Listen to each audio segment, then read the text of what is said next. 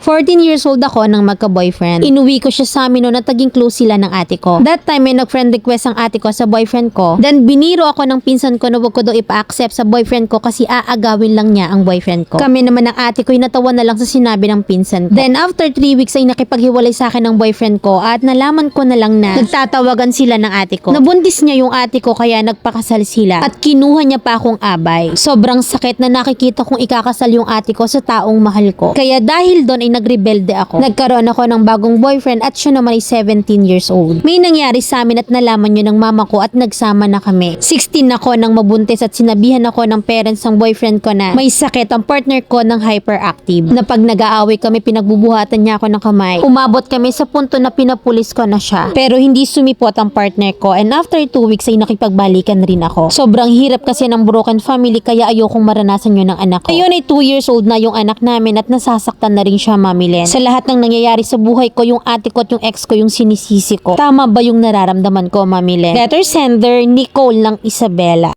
Sa lahat ng desisyon natin sa buhay, wala tayong dapat sisihin kundi ang sarili natin. Choice mong magpakawalwal, choice mong maghigante, choice mong lahat. Wala kang pwedeng sisihin kundi ang sarili mo. Ngayon, choice mong magtiis kahit damay ang anak mo't nasasaktan. Buo pisikal, durog literal. Choice mong lahat yan.